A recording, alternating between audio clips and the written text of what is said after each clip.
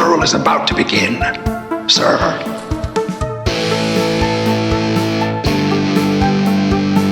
I think we just picked up Dracula.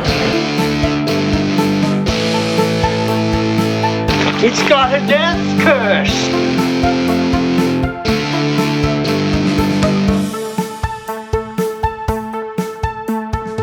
Are they slow moving, Chief? Yeah, they're dead. They're all messed up.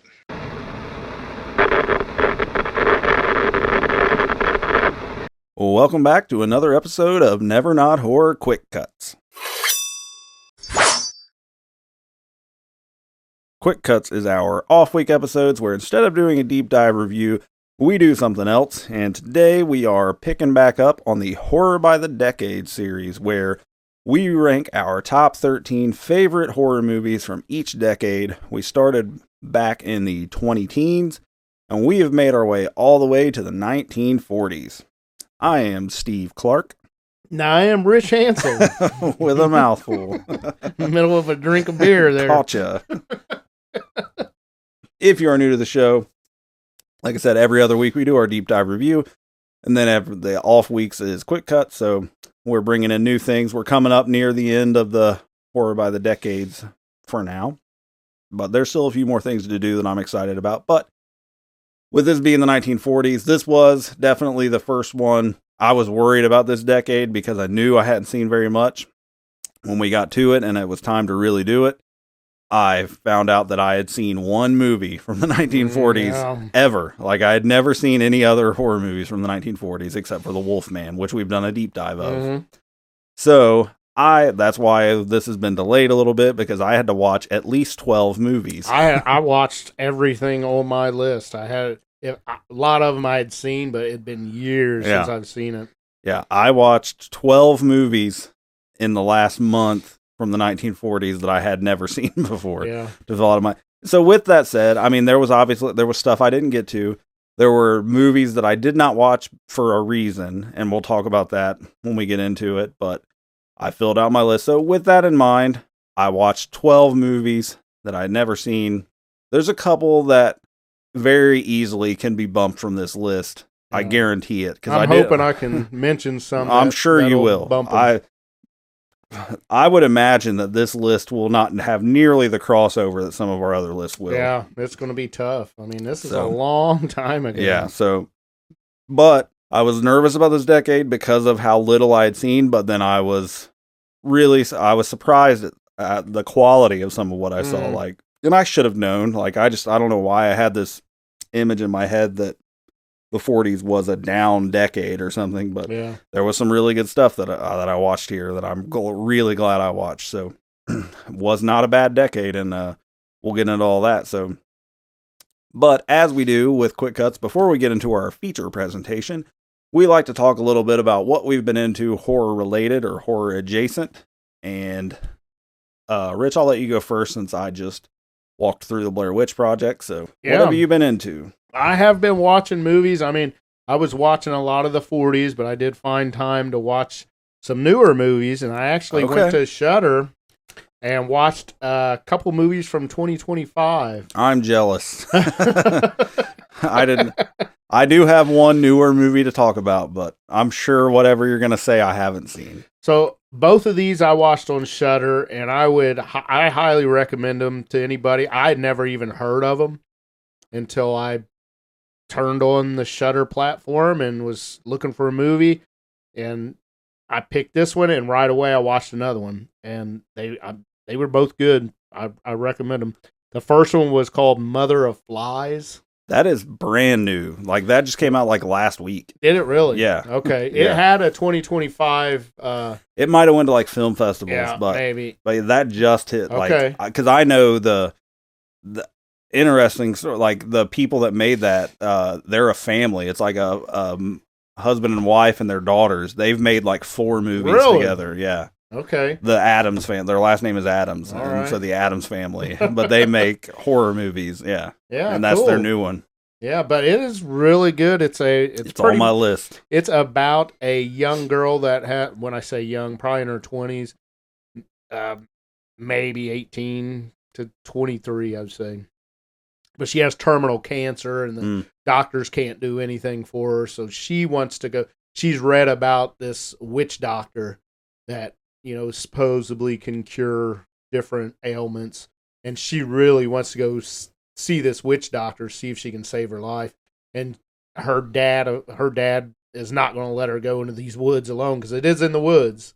Okay. Yeah. And so he goes along with her, and he's not believing any of it.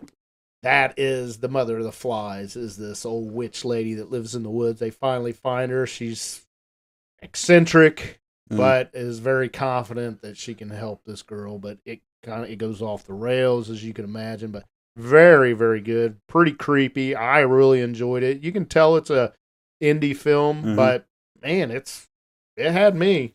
I'm definitely going to watch it. Yeah. It's on my list. It's definitely worth it. And then the next one I watched was called The Severed Son. I've not heard of that one. That is also on Shudder, and it is like late 1600s during the witch trials. Okay. And there is a religious village, and it starts off with a woman that is abused by her husband. And this does take place in the 1690s, early 1700s, right around the witch trials. But she decides to kill her husband. So she does. She kills her husband, and it awakens, I don't know if you call it demonic entity, but she does awaken something in these remote woods. Okay. And causes hell on the village. All right. But it is a period piece. And Yeah. I dig period pieces, especially around that time. The witchcraft era, Yeah. that's your wheelhouse. But, So yeah, it's very good. That one's good. I don't know if I liked one over the other. I mean, they was two totally different movies. One takes place nowadays, and the other one is in the late 16, early 1700s. I don't know. I would you say watch recommend them both. Oh, absolutely. okay. Absolutely. Yeah, I definitely knew about Mother of Flies, but I've not heard of The Severed Son. The Severed Son. Okay. I will check it out. And another movie I watched from the 1960s, and I was really, really impressed with it. And in fact, in our Horror by the Decades, the 1960s, this one would have knocked something out. Mhm. And it was called City of the Dead. And that was also on Shudder, and that is a Christopher Yeah. Lee. That was on my list. It was. Yeah. I hadn't seen it. Yeah. Because it's one of those two title movies, City of the Oh, is Dead it? and something else. But Yeah. it was low on my list. Like Yeah. it was like 10 or 11 or something. I really enjoyed Yeah. it. The witch, Christopher Lee's Lee the sends teacher, the professor. Yeah, sends her to, I think, Massachusetts or something to investigate. Yeah. And it turns out like the old witch stuff is still going on. Yeah. Yeah, I dug it. I was into it. But yeah. So that's 3 movies I watched. And then I haven't broke these out yet, but with my YouTube channel and having action figures and a lot of horror figures I do unbox in the spooky season only. Yep. I did get a pack of 4 figures, and I wanted to break them out in front of you, see what you think. I know as audio, you can't, Right. but just imagine. But I thought they was really cool. I will be as emotive as possible. I definitely thought of you All right. when I saw it, because I know you're a fan. Okay. Way more of a fan than I am. Oh man, I'm excited. This is all surprised. Oh boy. Check it out. We got some NECA Kiss figures. They're little kids dressed up in Oh NECA shit, Kiss costumes. That's cool. It is pretty cool. I Wow. thought, look how good they look. Don't they look really good? Hell yeah. So you got these, you got Peter, Paul, Ace, and Gene, Yeah. and yeah, they're wearing like Kiss t-shirts, but then they're wearing Kiss masks, and they Yeah. look good. It's like if they were, I don't think they made Ben Cooper, the costume company that used to make those god awful masks that had the rubber band going around it, and that's what they look like. These are sweet. They are. I really liked them. On the back, you got the demon, the Star Child, the Spaceman, and the Catman. They look cool, man. That's nice. Yeah. But I will be unboxing those on the channel Hell yeah. during the spooky season, I think. I like it. Even though they're not really horror, but they're but, costumes, yeah, Halloween costumes. I like it.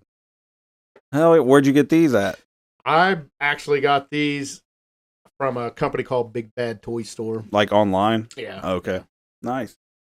Good stuff. All right. Yeah, that's what I've been into pretty much. All right. Well, as stated, I've watched 12 1940 movies over the last like 3.5, 4 weeks. And that took fortunately, silver lining, movies from the 40s are pretty short. They're usually between an hour and a half. An hour and a half is pushing it. Yeah, that's pushing it. I did watch one that was an hour and 45. Wow. Yeah. It was a long one. Watch that. Well, obviously it made my list because all the movies made the list. but we'll talk about that. So I can't spoil any of those. I'll get to those in the list. I did last night. I finished. So I was gonna, because like I said, there were a couple movies on this list that could easily be pushed. I wasn't crazy about them, so I was gonna watch another one, and I turned it on and it's like, man, as much as I've enjoyed, like, I'm sick of watching these old movies. Like, I need to watch something new. So I started one, I just turned it off. It wasn't catching me, so I was like, I'm gonna roll with the 13 I got. So I watched a movie that's been on my list. It came out in 2024. Other horror movie podcasts I listen to have talked about it, and then, so it's been on my radar. I watched it's on Hulu streaming. Do you have Hulu? We do. So if you haven't seen this yet, strongly recommend it. I watched a movie from 2024 called Strange Harvest. Have you seen Strange? So it's a mockumentary movie, like a found footage mockumentary. I haven't seen it. Dude, is it worth it? It's, man, I was really impressed. Like, it's almost like a really fucked up Dateline. Like, it's interviewing police and detectives about this serial killer called Mr. Shiny, who, and like, it's a heavy movie. Like, they show crime scene footage. It's really bad, like pretty gnarly shit. Yeah. Shit that the coroner's only supposed to see. yes. So way more graphic than a Dateline episode, but the whole movie is interviews and footage of like crime scenes and stuff. Really good. Okay. Really liked it. I think when you first said it, Dark Harvest popped in my head, and I did see that, and that wasn't great. Yeah. It wasn't Strange Harvest. Strange Harvest. I think I have heard of that. It came out in 2024, and it's streaming on Hulu. I'm glad you said that it's streaming on Hulu, because that's one I barely get on. My wife gets on it because of Disney and my daughter. But Disney and Hulu are all part of the same now. Yeah. But it's not that, I mean, it's like an hour and a half. It's not a crazy long movie. Really good. It's made by one of the guys that, have you ever seen Grave Encounters? Yes. It's a found footage movie, ghost hunting show, goes to this asylum. There's two guys that collectively are like, I can't even remember what they have like a name for themselves. I can't remember what it's called. But one of those guys made this movie, and I was really like, it was I started it late, and I was wide-eyed, locked in the whole thing. Man, I might watch it tonight. Really good. You should absolutely. I would love to hear your opinion about it. So I won't say any more. It's a mockumentary. Yeah. Put similar to sort of the same style as like Horror in the High Desert. Okay. But like detectives talking about a serial killer. Man. Really good. I love serial killer movies too. Strange Harvest. Check it out. All right. So yeah, other than that, I don't have much. I've honestly, like, every free minute that I've had, I've either been, I still play video games here and there or play guitar here and there, but for the most part, any movie watching or reading or time or anything like that has gone to getting this 40s list filled out. So I don't have a whole lot to talk about. But the 30s list won't. I've seen a lot more 30s movies. There's still a bunch I need to watch, but it's not like this where I've only seen one. So I want to continue my trend of watching some more, get like some of these 2025 movies that I didn't watch yet. So I can't sit here co-hosting a horror podcast, and I've never seen Sinners. I've never seen Weapons, like all the biggest movies of the year last year, and I haven't seen them. Yeah. I'm over here watching Cat People. That one's on my list. It was one of the ones I watched.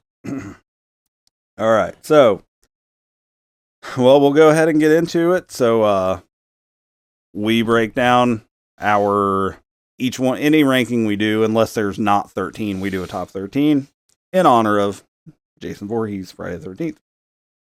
So, 1940s, top 13 movies. Again, for me, these are the only 13 I've seen, so the bottom of the list are movies that could easily bump.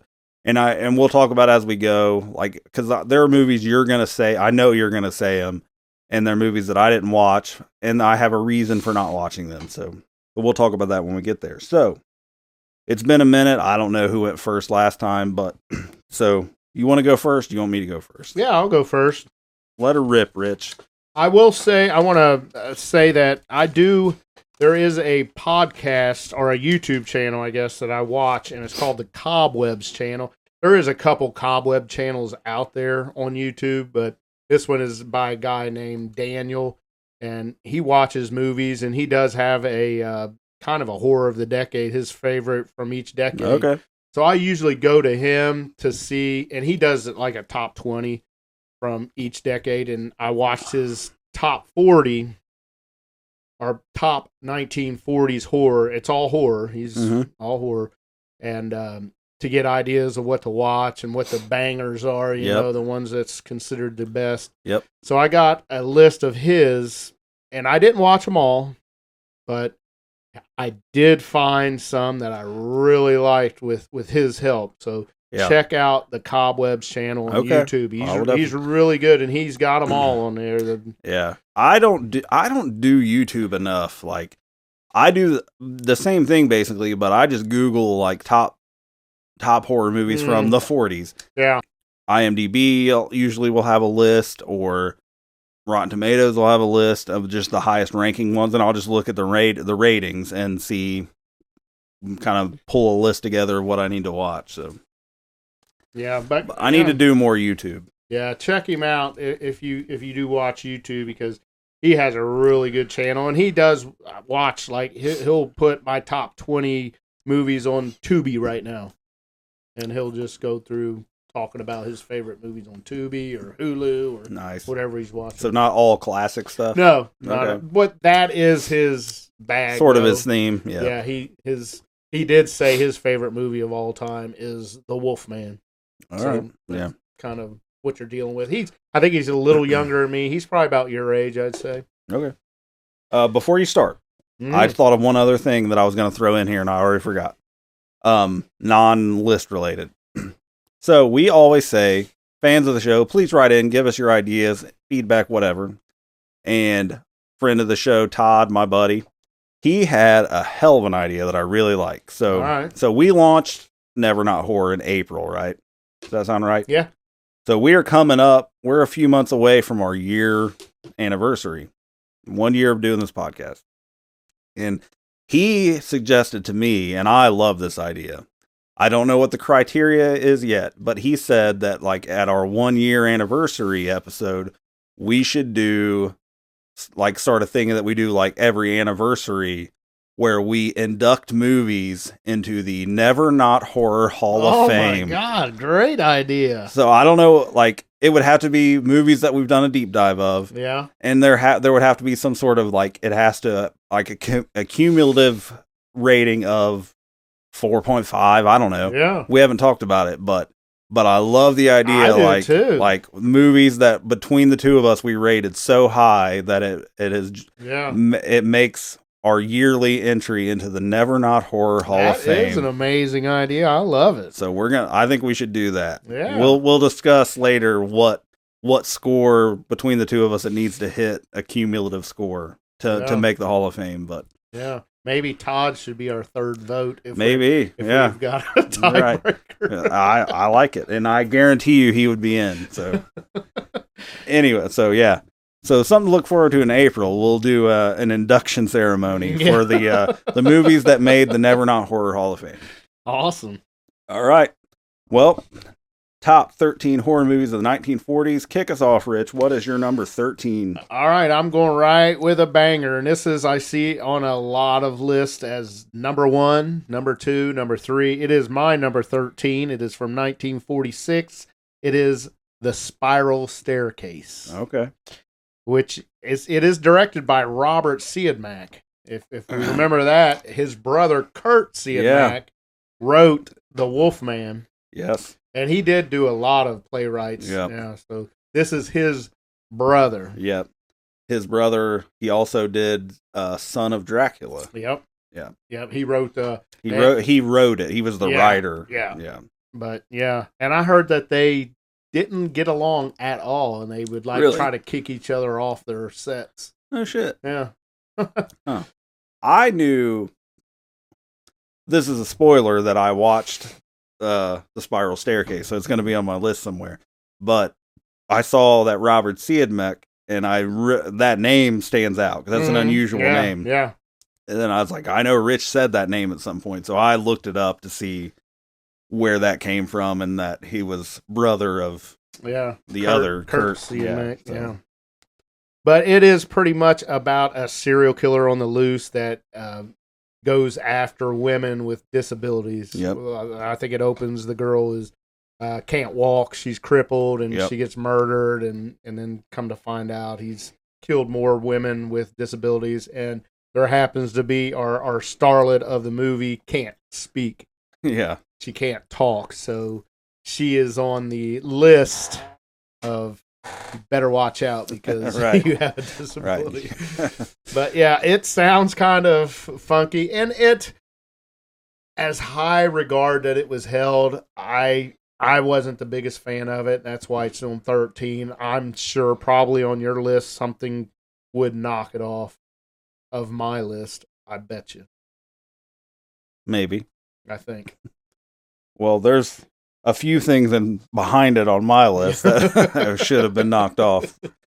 But All right, yeah. So 13, The Spiral Staircase. okay. My number 13, like I said, so my 13 and 12, my last two movies, I didn't care much for either one of these, but my number 13 is from 1948. It is a movie called Daughter of Darkness.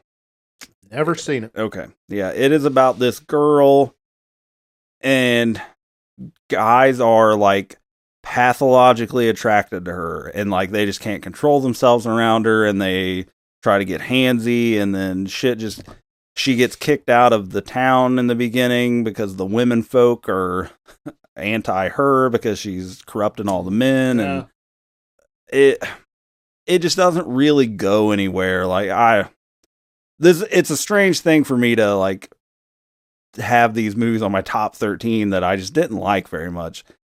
Like, I don't recommend this movie. Like, it wasn't very good. I didn't enjoy it. So it's not going to knock off The Spiral Staircase. No.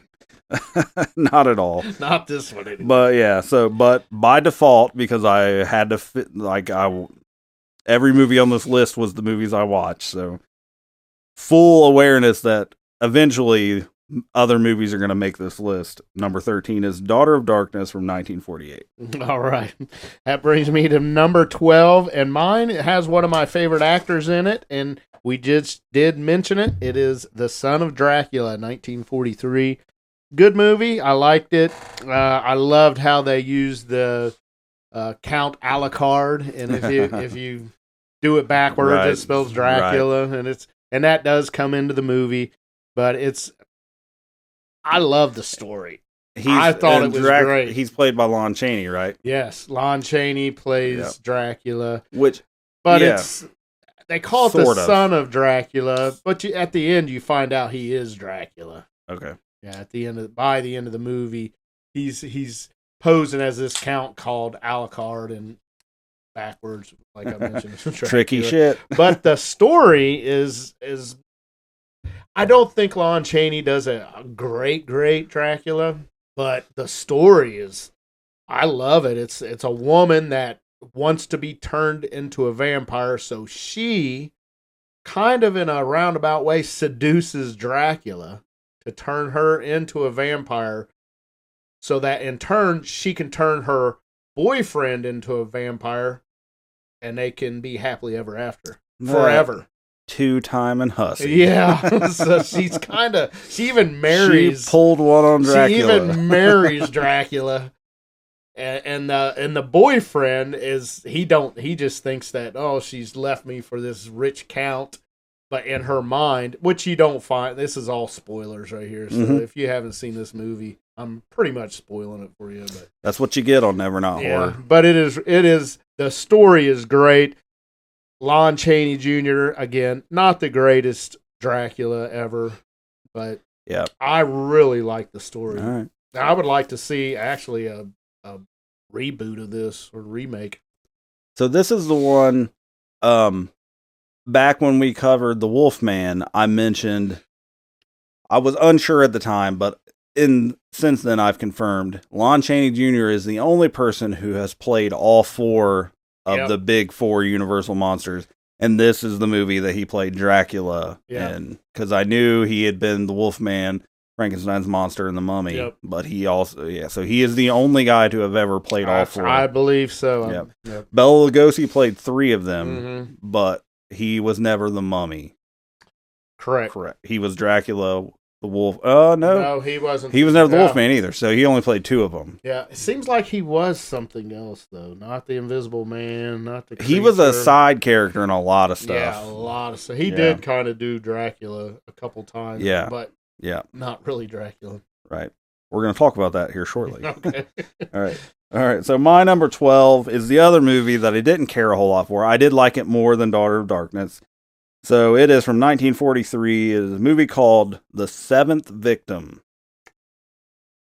I think that was a DNF for me. Yeah. It's about this girl whose sister goes missing. And so she goes to look for her. And it turns out that she's like kind of in hiding. She had joined this satanic cult and they were going to kill her. And it's weird. The payoff is weird. Yeah, I think I had that on, but I didn't finish it because it was not good. Yeah, it wasn't good. Basically the ending of the movie is a good guy telling the Satanist cult that Satanism is bad and that they should be good. And that's the end of the movie. Like the ending, I was like, Jesus Christ, I wasted my time. But I did enjoy the movie. Like there was decent acting. Like it was enough that I liked it more than Daughter of Darkness. It was a little more interesting than that. Mm-hmm. But still, those two for sure. I know there are movies that I would like more than this that could easily bump this. But for our time being purposes, number 12, The Seventh Victim. All right, that brings me to number 11, and this is another banger where people, it's number one on a lot of lists. It is 1944's The Uninvited. Okay. It's pretty much a man buys this big mansion along with his sister, and they buy it from an old colonel that they don't live in this house anymore, but his granddaughter wants to hang on to this house, even though nobody lives in it. But the grandpa needs to get rid of it to just make some money. He's tired of paying taxes on it and stuff, so he does sell it, and there is a ghost in our house. So it's really creepy, and I watched this one actually twice, and I liked it better the second time. So this one is one that I can see why a lot of people have it number one, because it is very, very spooky. It still shows its age, but I don't know if this is based off of a book, but I can see this book being unbelievably scary. All right. Yeah. But yeah, The Uninvited, 1944. I will say that's one that I had seen that was also very highly regarded, and I did not get to. So not on my list. All right, number 11. That was your number 12, right? That was my 11. Oh, you're 11. Okay. My number 11. One of a few times that Bela Lugosi is going to make the list. And this was the first one that I actually enjoyed the movie, so I liked it. It is from 1943, a movie called Return of the Vampire. So this is basically a different movie studio that's not Universal making Dracula, but they don't have any rights to Dracula. So they call the vampire something different, but it's basically the same movie. Yeah. The and Bela Lugosi plays the vampire, not Dracula. His name is something Tesla in this movie. Yeah, I can't remember. I don't remember. Something Tesla. But he's got a henchman guy who is like a Renfield almost, but it's a werewolf. Okay. And it looks very like the Wolfman, like it's a werewolf. But similar plot, and they do kind of spice it up a little bit that it takes place during World War II, so there's and it takes place in Europe, so there's bombings happening. So I mean it's different enough to give it some flair. And it's Bela Lugosi playing a vampire, so that's always a good time. Hell yeah. And so it was interesting enough. I liked it. Didn't blow my mind or anything. Certainly wasn't as good as Dracula or anything, but it was enjoyable enough. So I put it in at number 11, Return of the Vampire. Nice. All right, that brings me to the top 10. Here we go. Number 10 for me is... It is actually, I think, unofficially a sequel to The Uninvited, but it is 1945's, a year later, The Unseen. Okay. And this was really good, and I think I do still like this one better than The Uninvited, but it is, it seems a little more fresh and something a little different. But there is a man whose wife died in a car crash, and he hires this nanny to watch his kids. I think that happened a lot. I think they call her the governess, is what they called it back then. Yeah. But yeah, and she's trying to. There is town folks that think that the wife did not die in the car wreck, but rather the husband killed her. And the governess or nanny, I'll call her, is trying to kind of gets involved and tries to figure things out on her own. So it is pretty good. Okay. Again, creepy. And again, like I said, I did watch The Uninvited twice. The second time I liked it better. So these could flip flop, I think, over time. Where Uninvited goes higher than The Unseen, but right now, I'm sticking with it. Number 10 is 1945's The Unseen. All right. Well, that movie is unseen by me.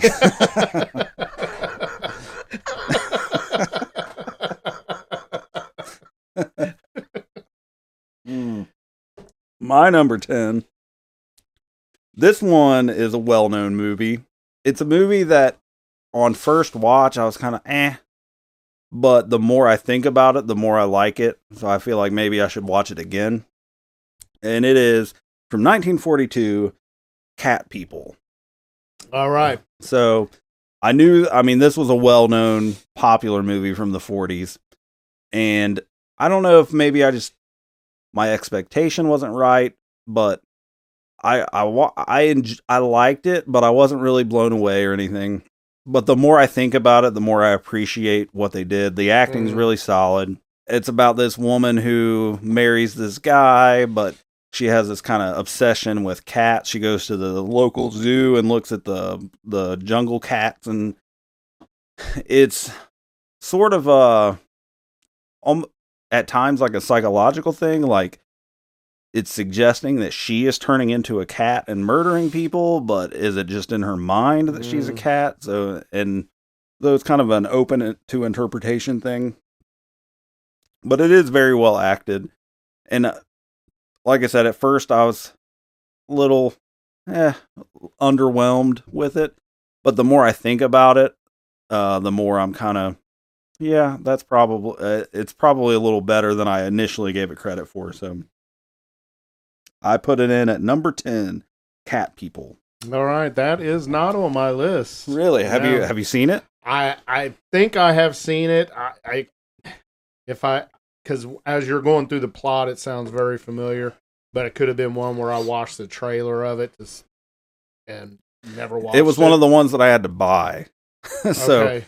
yeah, that was the thing that me and Rich had talked about, like in between recordings, just texting, that some of these really well, like highly regarded 40 movies are not streaming anywhere, Yeah. not to like stream on like subscription services. Mm-hmm. So I bought I bought a couple Universal collections, and then I bought a couple other movies. Yeah. I think 3 other just single movies on digital, and Cat People was one of them. I don't know. Yeah. Yeah.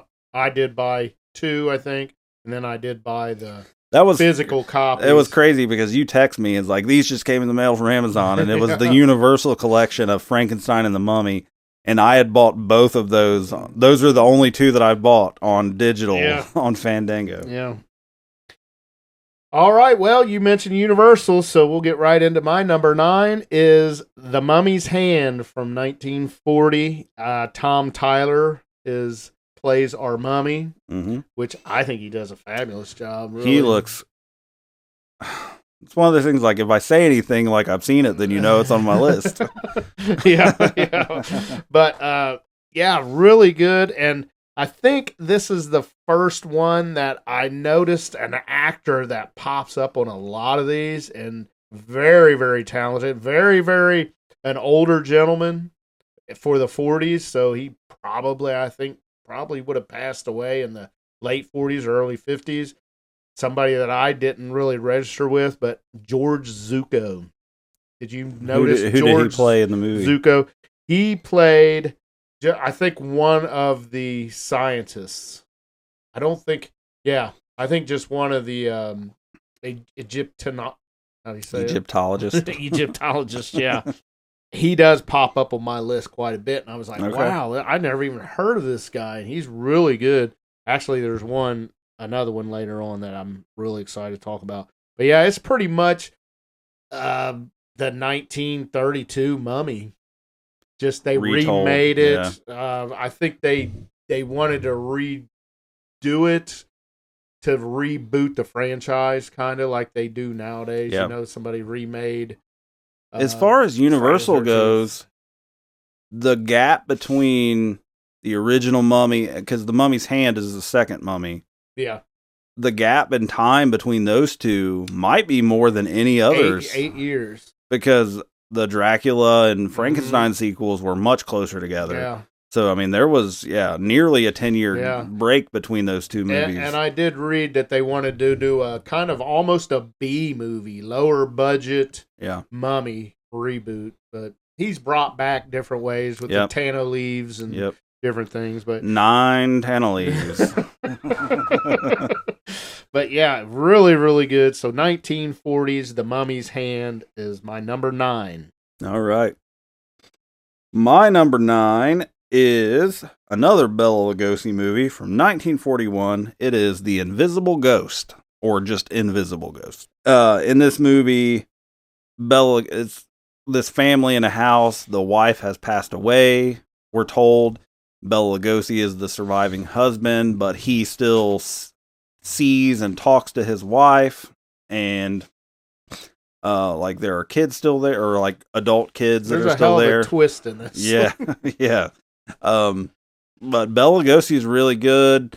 It turns out that the wife is actually, I guess, alive in the basement, and the butler's taking care of her, and it's bizarre as shit. And then she escapes.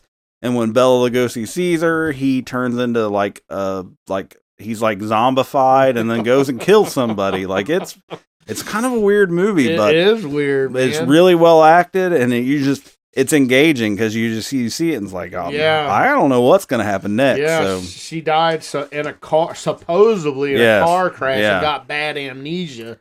So the butler was hiding her from him, so he didn't have to see his wife suffering with this amnesia. It's just weird. It is. But like the other, like one of the other servants is like, there's a dinner scene where she's not there, but Bela Lugosi insists she is, and he's like, oh, you have to serve the lady first. So he's serving no one at the other end of the table, and it's a bizarre movie, but it's really well acted. It's engaging, interesting. It kept me hooked all the way through. So number 9 is The Invisible Ghost from 1941. All right, number 8 for me is going to be 1948's another Universal monster, Abbott and Costello Meet Frankenstein. All right. Tickles me every time I watch this. These guys, Abbott and Costello, are hilarious, but don't let that fool you that this is still a horror movie. If Abbott and Costello are in the scene, it is a comedy.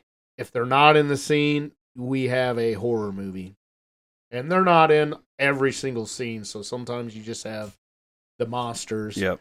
And it is a horror, scary movie, but Lugosi plays Dracula, and I think this is the first time that he reprised Dracula since the original? Yeah, maybe. I want to say it was.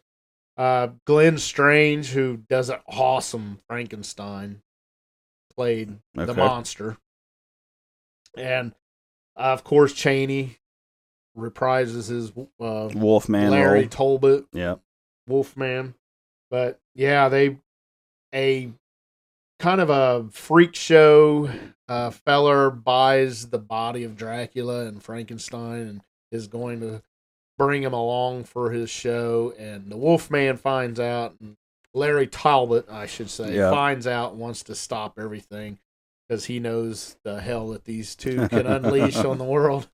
But he also wants to try to cure himself of his wolfism, lycanthropy, if you will. Lycanthropy. But yeah, very good, very funny. A lot of good, funny scenes with these two. But yeah, number 8, you have something to add? I was just going to say, this is one, I remember watching this when I was a kid. Like, because I know there are several Abbott and Costello Universal movies. And I think this is the one that I used to watch from time to time when I was a kid, but I don't remember it all. And I didn't watch any of the Abbott and Costello movies. Okay. I remember my brother used to make fun of me because when I was a kid, I called it Abbott and Costello. I didn't know. Yeah. But yeah, I highly recommend this. It's really good. And man, there's a scene where he thinks he's seeing the ghost, but he's not sure, or the monsters, and he's not sure. And you have to see this. It cracks me up. Nice. Yeah, so that is number 8, Abbott and Costello Meet Frankenstein. All right. My number 8 is my first Universal monster movie on the list. Not the last. It is from 1942, The Ghost of Frankenstein. So, and this is a good place to talk about movies that I intentionally did not watch. So, I've mentioned at times in this podcast that other than like the original first Universal monster movies, I had not seen hardly any, if any, of the sequels at all. So I was hesitant to skip too far ahead on sequels. Like in this case, Frankenstein. I've seen Frankenstein, of course, but I've never seen The Bride of Frankenstein. Okay. And I've never seen Son of Frankenstein all the way through. So those are the first 2 sequels. And then The Ghost of Frankenstein was the next one. So initially, I was not going to watch it. Any of the sequels where I'd be skipping 30 sequels that I hadn't seen. But then I watched Daughter of Darkness and The Seventh Victim. It's like, man, I need something better than this. So it's like, fuck it, I'm just going to do it. So I watched, that was when I bought the Frankenstein collection. Yeah. And I watched The Ghost of Frankenstein, which was the first 40s Frankenstein, the 4th Frankenstein movie. I liked it. This is Lon Chaney as Frankenstein's monster, and it's a good story. I liked it. I liked where they went with it. Bela Lugosi reprises his role as Igor, and I've seen parts of Son of Frankenstein, so I knew about that already. Yeah, and I knew he's really good as Igor. I like the way he portrays that. I did not like the talking Frankenstein at the end with Igor's voice. I don't like that at all. Not a fan. Yeah. But otherwise, I like the story. I think Lon Chaney does a pretty good Frankenstein. I don't think anybody can touch Boris Karloff, but Lon Chaney does a decent job. So I enjoyed it, and it was almost like a novelty thing to kind of watch. Just coming into it in the middle like I did is like knowing the history of all these actors that jump around roles, but I liked the movie. So yeah, my number 8. Yep. Ghost of Frankenstein from 1942. All right, that brings me to 7, and again, another Universal. We are going House of Frankenstein, 1944. All right. This is one that you did not watch. Not yet. I'm not going to spoil it for you, but we do get. I believe this is Glenn Strange's first acting job as the monster. Okay. And you have not seen Glenn Strange play Frankenstein No, yet, right? I have not. Okay, you're gonna. Yeah, I have not seen this movie yet. You're gonna like it. He does a really good job. I would say there's probably people that like him better than Boris Karloff. Wow, I'm not okay. one. Okay. But he has the size. I think he's 6'5" in real life. Okay. Where Boris Karloff is like 5'10". Yeah, 5'11". He's Yeah. real tall. I actually Googled that during one of my watching sessions. How tall was Boris Karloff? And he's basically my height. Yeah. Yeah. Like he's right, like within an inch of me. Yeah. And Yeah. in the movie, he looks humongous. He does. Yeah. And in the book, they call him 10 foot Yeah. tall in the movie. Or Yeah. the book, I mean. But yeah, House of Frankenstein. Lon Chaney Jr. plays Wolfman. And Anne Gwynn is in the movie. And Anne Gwynn, you probably heard of a guy, Chris Pine. Have you ever heard of the actor? Anne Gwynn is his grandmother. Really? Maternal grandmother. You're kidding. All right. So kind of but she does a really good job. Dracula is played by John Carradine, and we did a deep dive into the Howling, and the old man. Okay. That's John Carradine. So he plays Dracula in this All one. right. And I knew the name, but I had not put that together. And the one name you haven't heard me say yet is Boris Karloff, but he is in the movie. He plays a guy named Neiman, and he's a doctor, and he is trying to get revenge on people that put him in prison, and he's going to use these monsters to get his revenge. Oh, okay. That's kind of the movie, but highly recommend it. This is a really good one, and I think I want to say this is the first crossover. I might be wrong. No, it's not. It's not? No. Okay. What one was the first crossover? Frankenstein meets the Wolfman was before Oh, this. yeah, that's right. Yep. Okay. But good movie, really good movie, and again, Boris Karloff is an amazing actor. Mhm. And you when you first watch it, you see him as Dr. Neiman and not the monster, and you're like, oh man.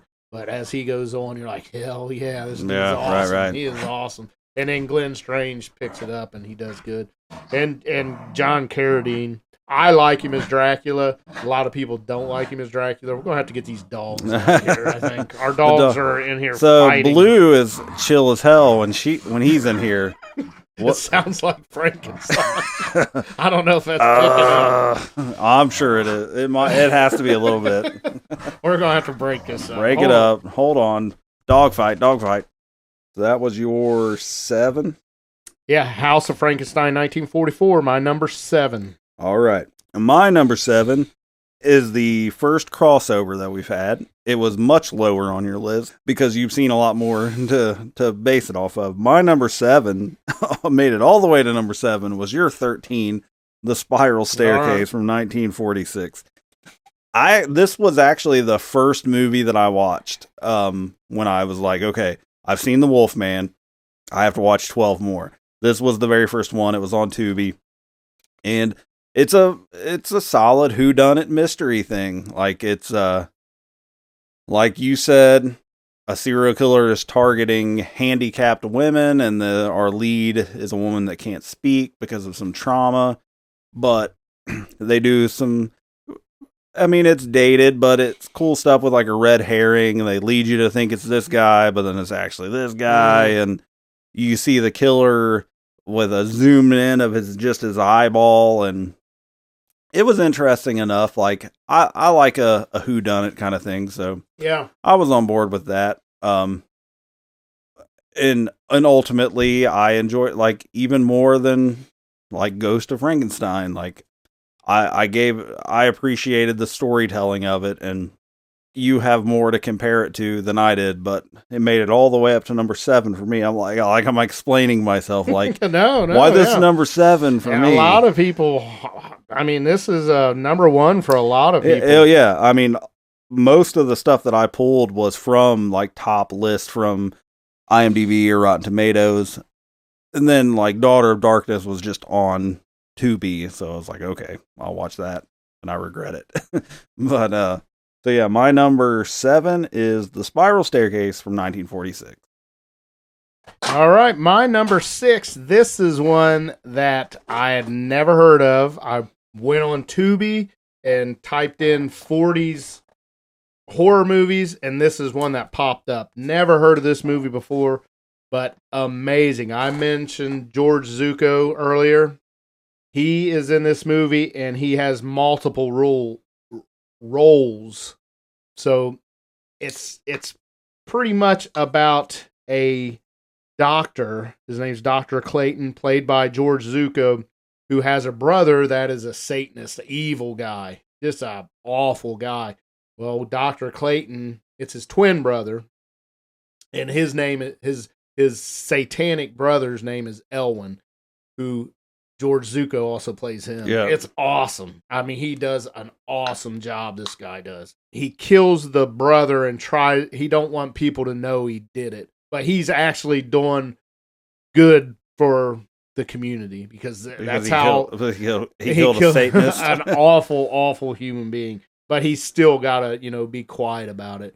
So it's all about people trying to, they start thinking that maybe he has something to do with it. But a really good thing about it is Elwyn, the Satanist guy, has a little henchman with him, and it is Dwight Fry. Oh, and I Dwight mean, he is Fry. not in it much, but man, he does an awesome job. He was in. It was either Ghost of Frankenstein or Frankenstein Meets the Wolfman. He was a villager. Yes, and that was like his last role Yeah, and he before he died. He had one line and he blew it out of the water. I was Yeah. like, holy, that is Dwight Fry. I knew it as soon as I saw it, yeah. I was like, holy shit. That motherfucker eats flies. But yeah, it is good to see Dwight Fry in this. Again, he's not in it much. He's in it at the beginning and then at the end because the Satanist is brought back to life. His ghost comes back to try to get revenge on his twin brother, the good Dr. Clayton. Good movie. What's it called? Because you didn't tell I didn't us. say, oh my God, I'm so sorry. It is called Dead Men Walk. Okay. And Dead Men Walk. Dead Men Walk, 1943. George Zuko, Mary Carlisle, and like I said, Dwight Fry cameo. Yeah, Huh? it does so good. But yeah, that's number 6, Dead Men Walk. All right. Mine. So I have a run here. The next 3 movies are Universal monster movies. So. I had my run, and I'm not done with them. Number 6 for me is Frankenstein Meets the Wolfman from 1943. So I have mixed feelings about this. Is an interesting movie. So this is the 5th Frankenstein movie, but it's also like the direct sequel to the Wolfman. So as a Wolfman movie, I really like this. Yeah. As a Frankenstein movie, I don't like this as much at all. Yeah.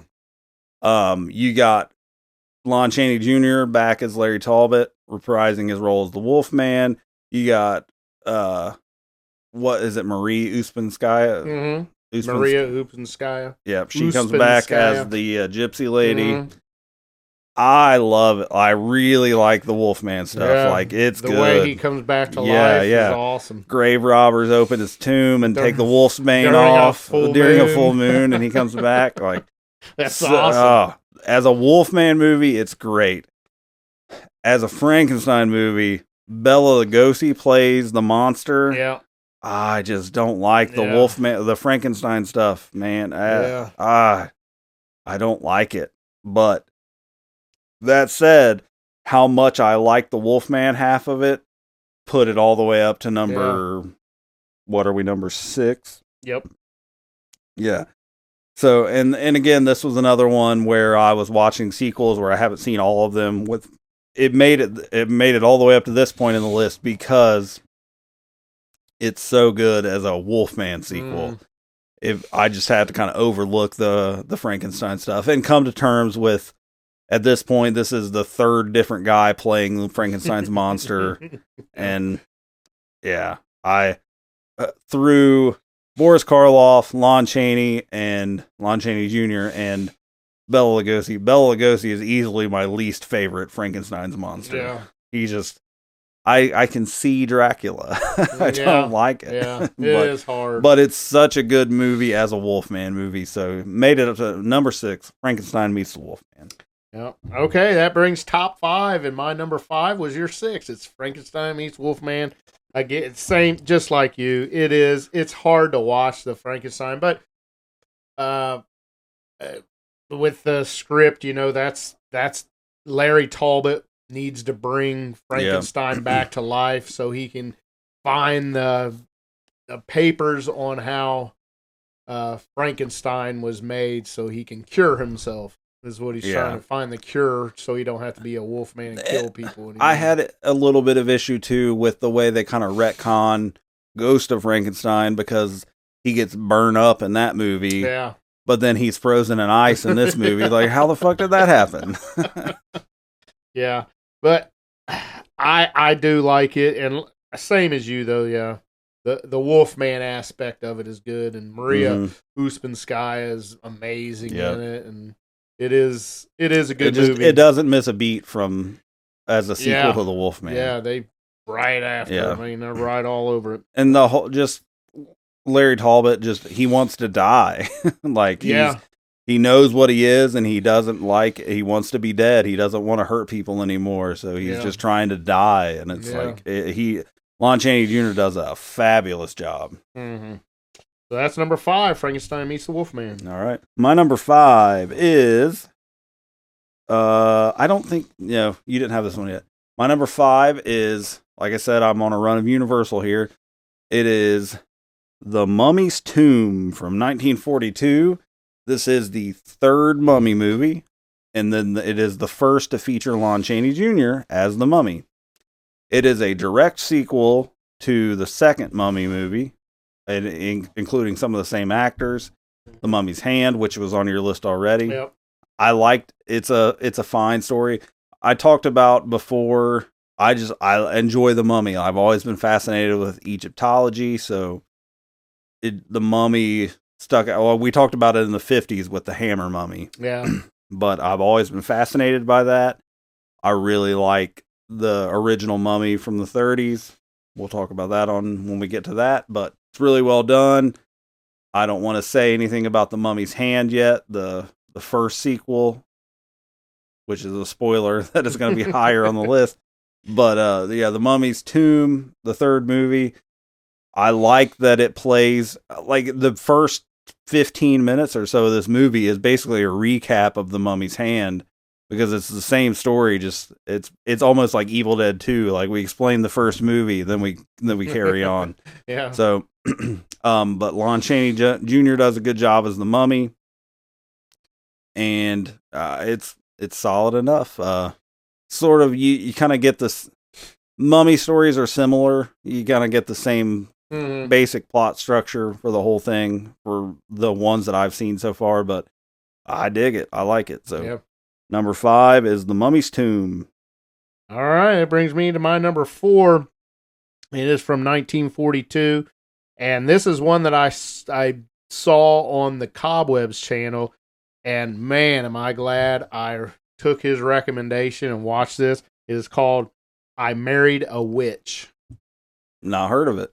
It is kind of a comedy, horror, romance, a little bit. It's probably more. This is one that you need to have your wife watch with you. She'll enjoy this. Okay, it's that good. But it is about a man who is in the Salem witch trials. He is the guy that's executing witches. Like the Witchfinder General?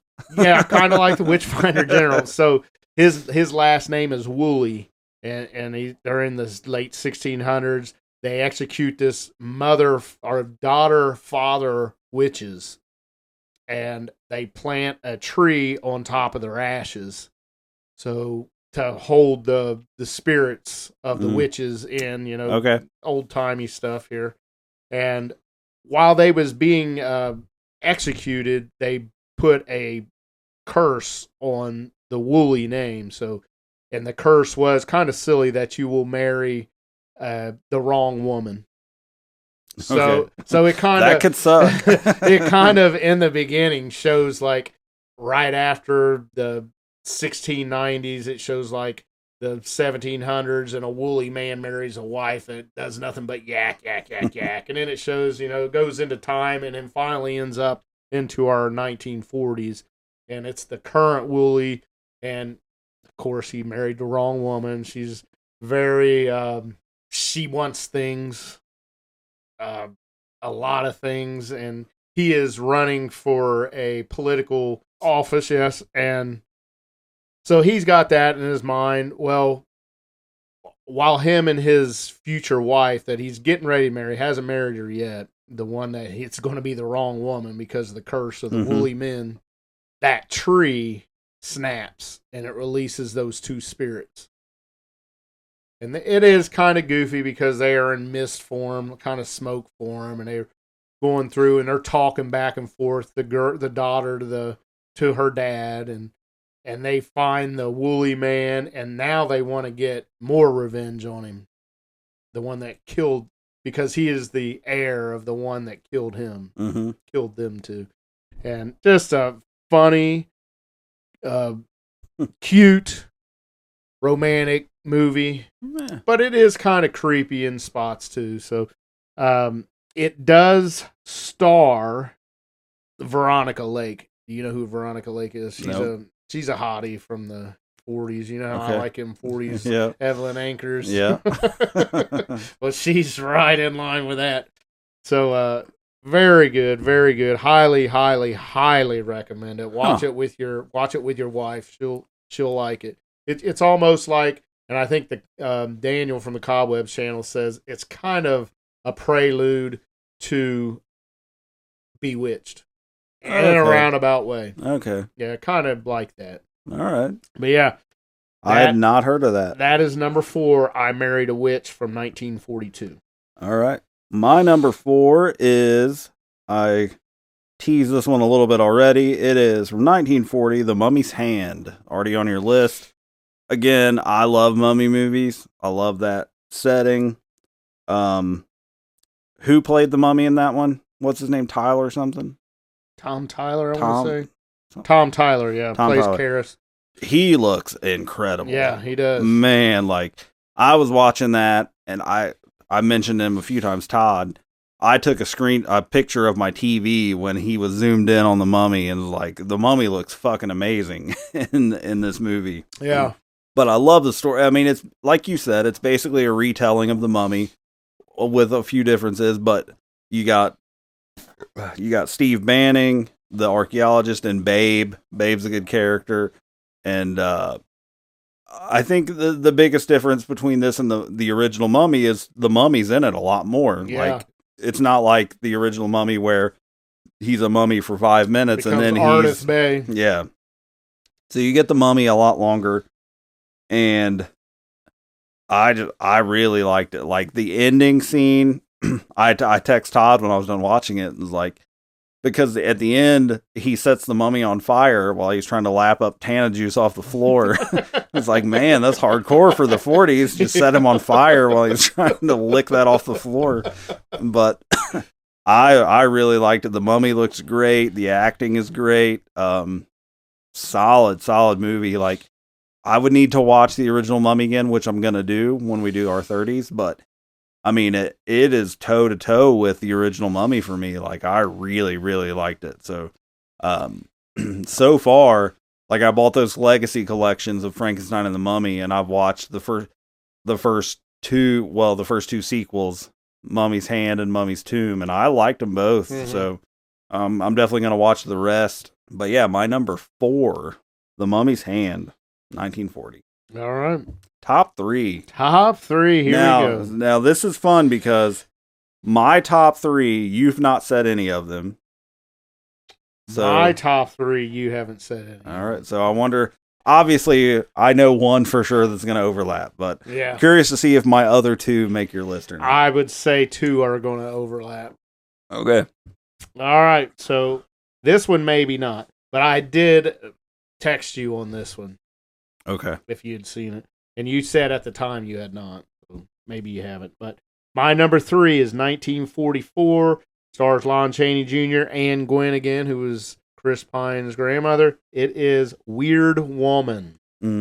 I did not watch this one. This also stars Evelyn Anchor, who is not the main female. So you got Lon actor. Chaney Jr. and Evelyn Anchors again? Yep. All right.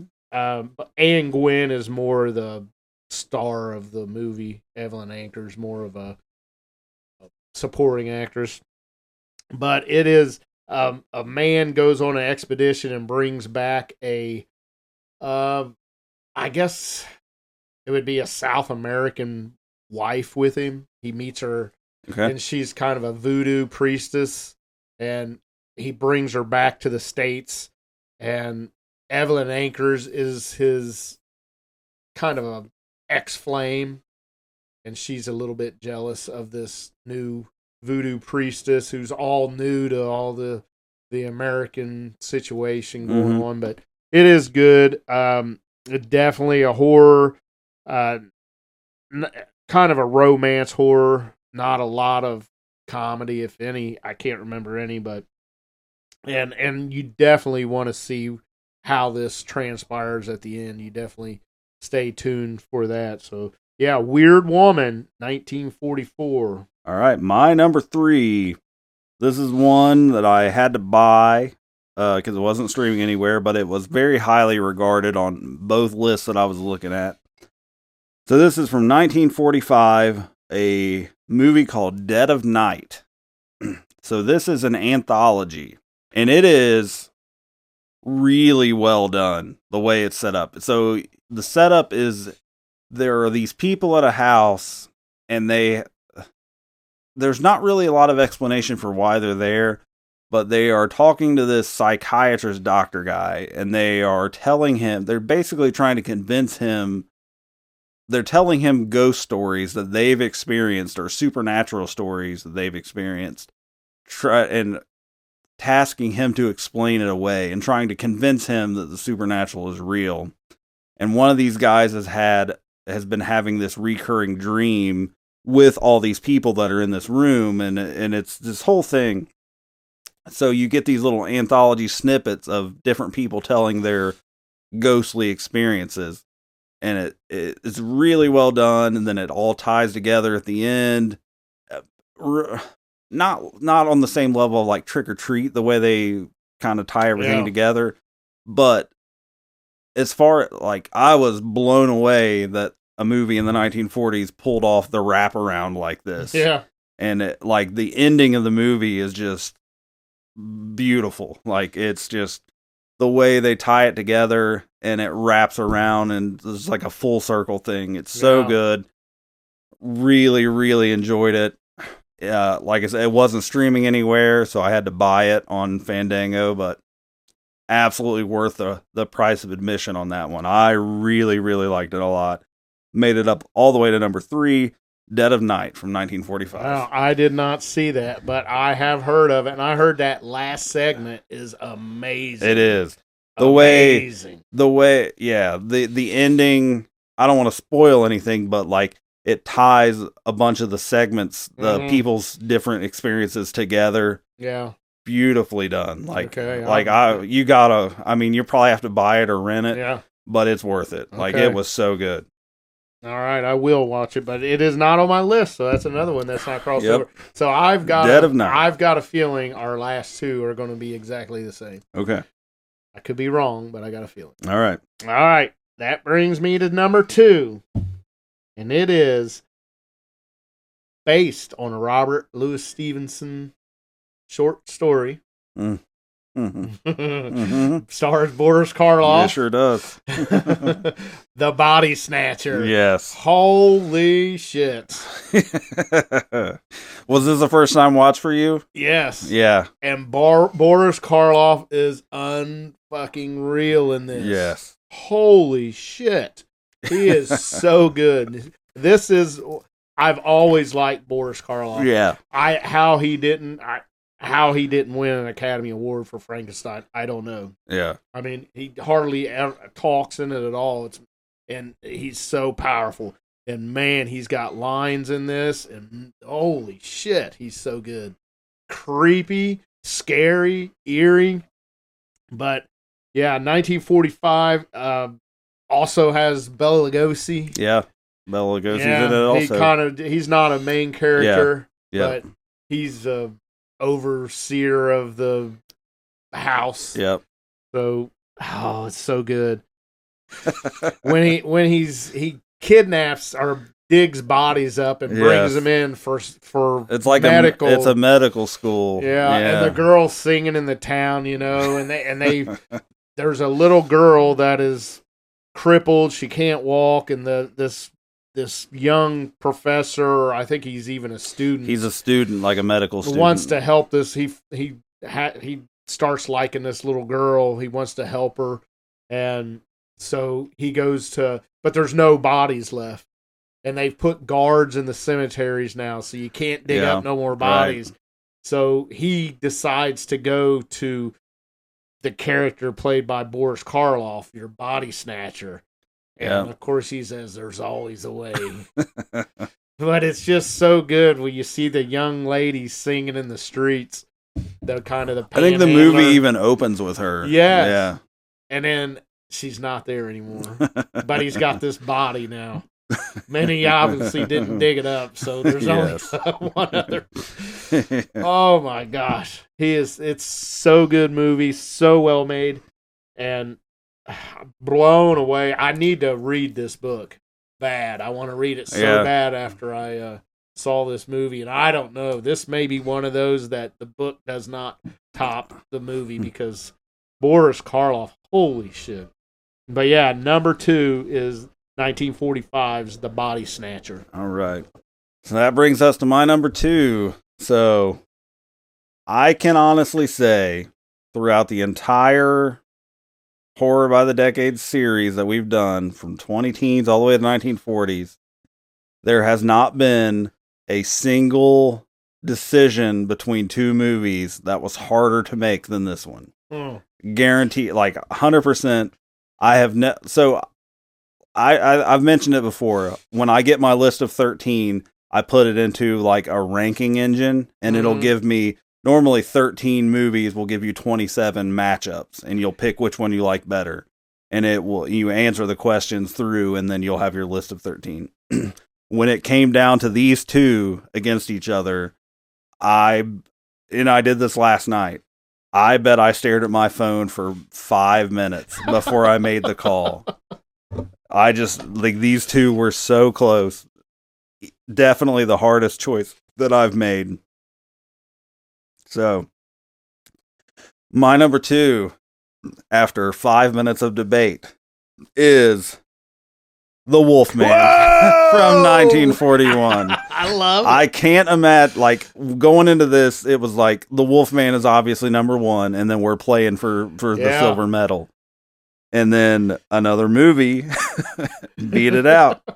Another movie just blew me away more than The Wolfman. Obviously, we talked about The Wolfman. I think I gave it a 4.5. Yeah. It's an absolute great movie. Lon Chaney is amazing. Evelyn Ankers is great. Claude Rains. It's so good.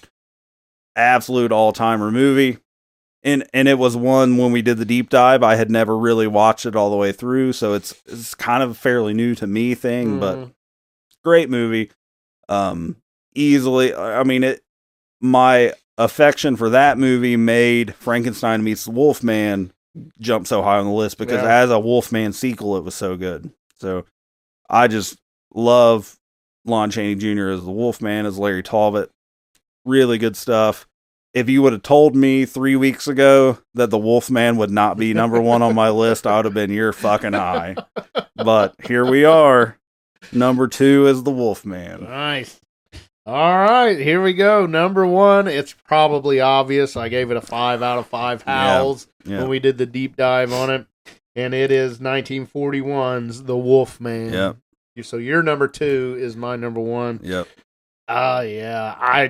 The way that Lon Chaney Jr. and Evelyn Ankers works together, I challenge you to show me a better actor-actress combo out there in any genre. I don't care what genre of movie, romance, sci-fi, comedy. I challenge you to watch it. Make sure you watch Evelyn Ankers and Lon Chaney Jr.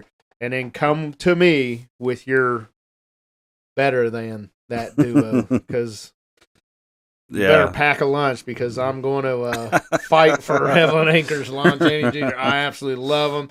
The story by Kurt Siodmak, golly, perfect story. Yep. The setting, so creepy. The fog, and then throw the Invisible Man Claude Rains in on it as playing Larry Talbot's dad.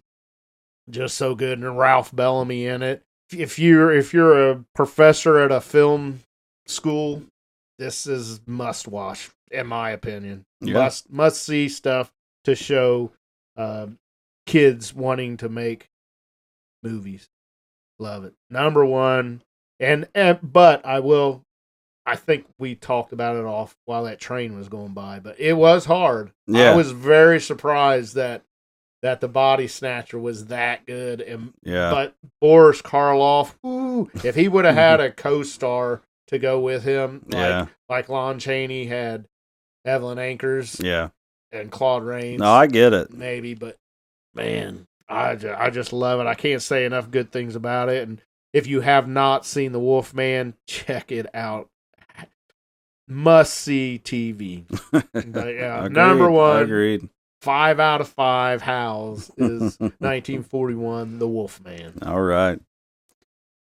Well, that leads me to number 1, and it is Rich's number 2. It is The Body Snatcher from 1945. This movie blew my mind out of nowhere. Like, you nailed it. Boris Karloff is unfucking believable in this movie. You know, he reminded me of so much in this movie? Christopher Lloyd. Yeah. Like, I can see like there was times that almost like, I don't know if you've seen this, but like the Dennis the Menace movie where Christopher Lloyd was the bad guy that kidnapped him he force fed him like steaming hot pork and beans. He reminded me of that. His personality, like he's so sarcastic and joking. That smile. Yeah. But yeah, Boris Karloff is basically the scumbag town dude who is a grave robber and robs graves and gives the bodies to this medical school so they can do their research. And it comes, like you said, it comes to a point where it's vicious. Like there's one in the beginning, there's somebody had recently died and he had a dog that was loyal to him. A little boy. Yeah. And this dog wouldn't leave the grave. And he shows up to rob the grave, and he kills the dog with a shovel. It's like, Jesus Christ! No heart. He don't give a shit. No. And yeah, so after that, the cemetery is being watched, so he's limited to what he can do. But the school really needs some bodies, so he starts making it happen, knocking people off. He kills a little singing girl, but what sold it for me, and I'm glad you didn't talk about it, like. The moment that I was like, fuck, this is it. Like, this beats the Wolfman is the very end. Oh, yeah. The very end of the movie, like, the lead doctor at the school, he's basically lost his mind, and they dig up this body to continue their research, and then they're on this wagon in a storm, but he pulls the tarp back, and it's supposed to be this woman, but it's Boris Karloff. Yeah. It's the Body Snatcher who they killed earlier.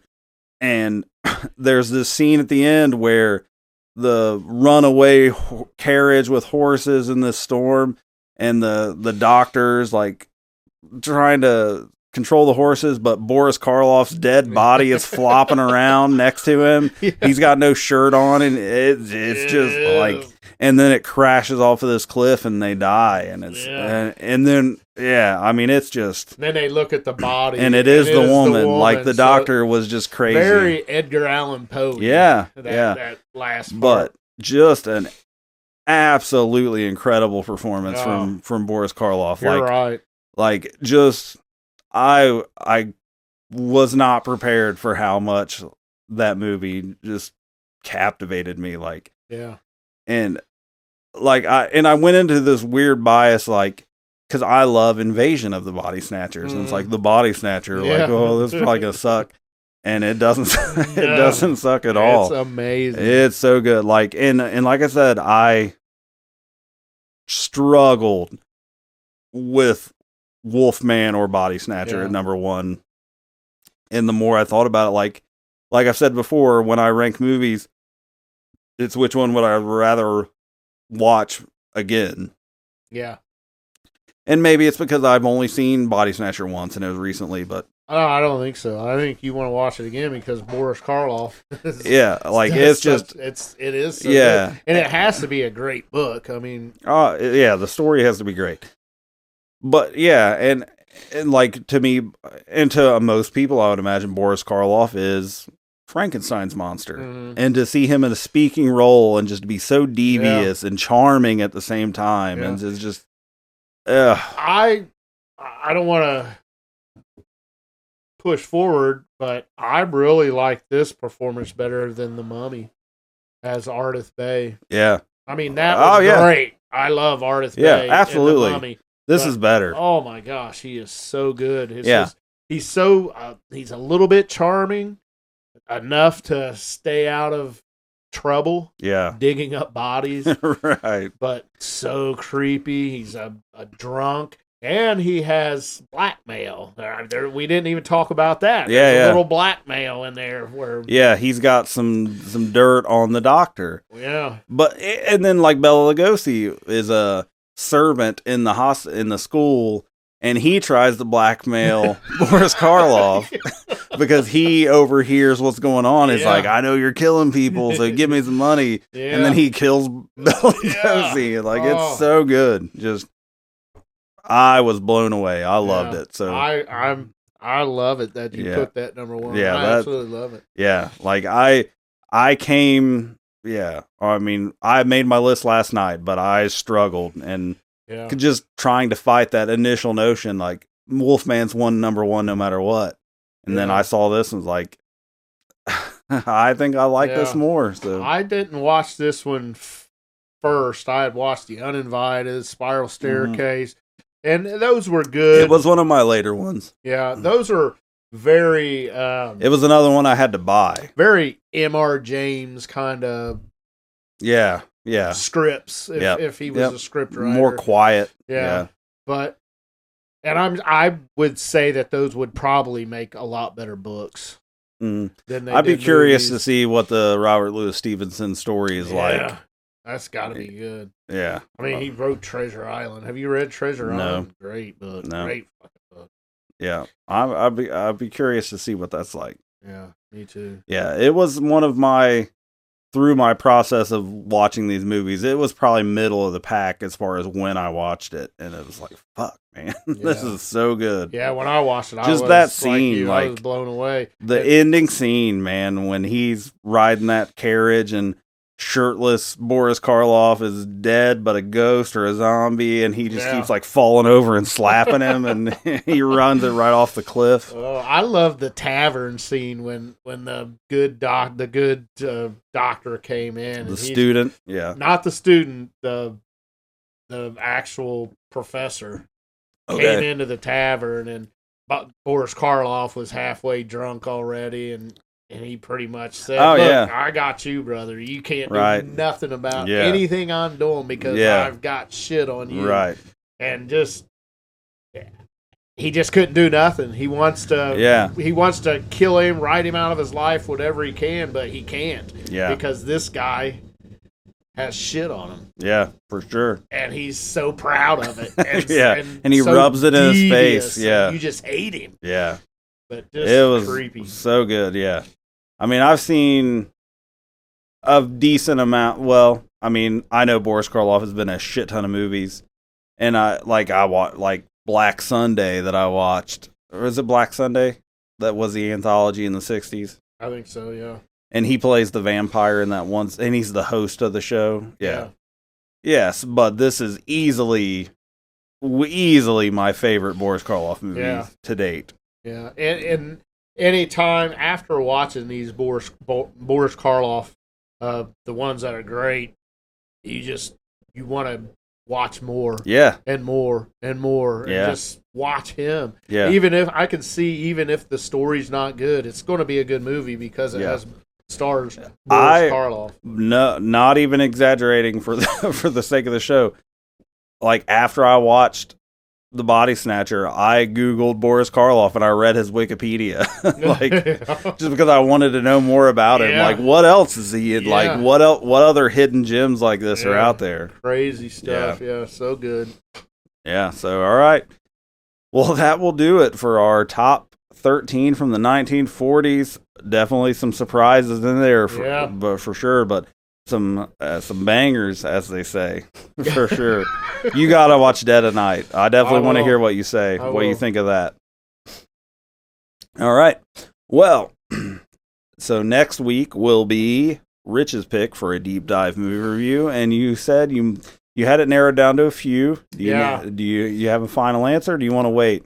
No, I think. Well, let's spitball live right here. Okay.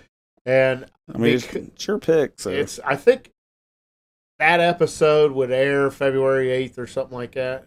Was when it would come out. So see, as we record live behind the scenes, tomorrow I have to edit the Blair Witch episode tonight that I just recorded. So that is like the 29th or 30th.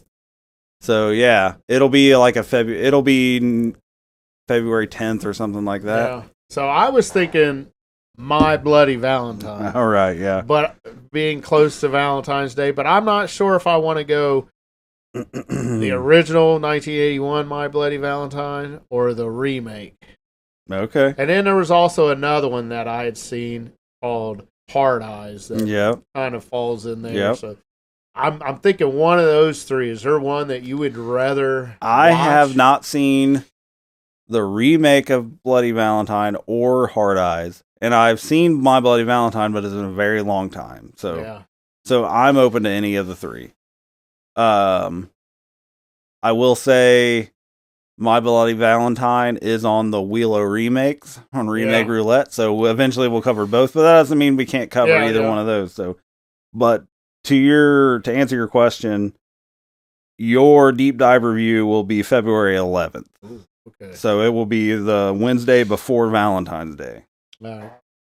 Let's do Hard Eyes. Hard Eyes? I want to go Hard Eyes. That's fine, because that's one that's a newer movie that I've heard good things about that I haven't seen. I saw it once and I enjoyed it. I want to see it again, make sure. All right. I did. I like it. Let's do it. All right. So yeah, our next deep dive review then will be Hard Eyes. I believe that is 2024. I think so. 2024. Or no, it's 2025. Early 2025. It is 2025. I've been like February 2025. January or February, yeah. All right, sounds good. I like it. Give me a reason to watch it. Get my shit together. All right. Well, if you enjoyed the show, please like, rate, review, do what you do on your podcast platform of choice. You can get merch at nevernothorror.dashery.com. If you want to support us outside of the show, go to YouTube and search for Rich Hansel. You can watch his videos. I got a little sneak behind the scenes of some Kiss NECA figures, but that'll be at Halloween time for costumes. In the meantime, wrestling. What else you got? G.I. Joe. He-Man. Did you see the He-Man trailer? The new movie coming out? I don't know. A lot of CGI, and that's... Yeah, I don't know.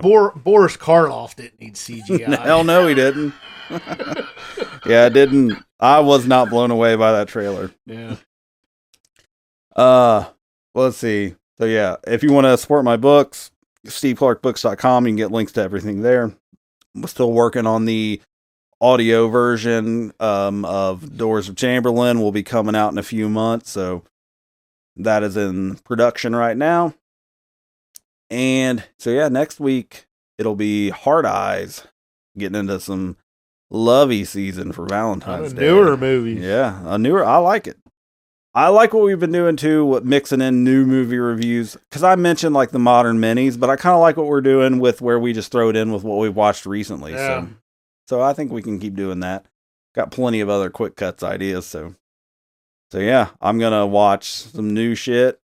Quick cuts next time. We'll talk about it in between. We'll announce next time what we're doing. But it's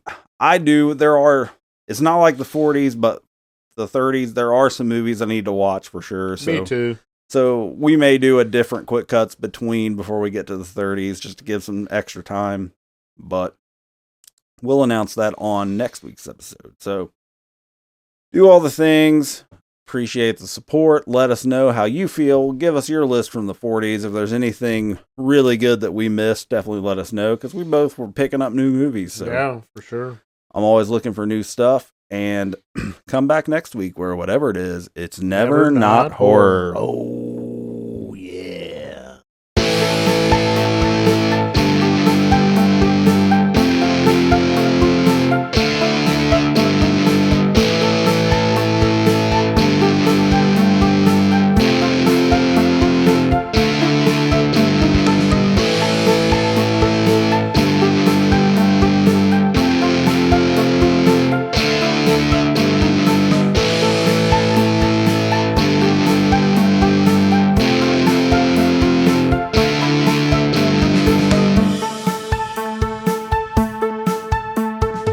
Are they slow moving, Chief? Yeah, they're dead. They're all messed up.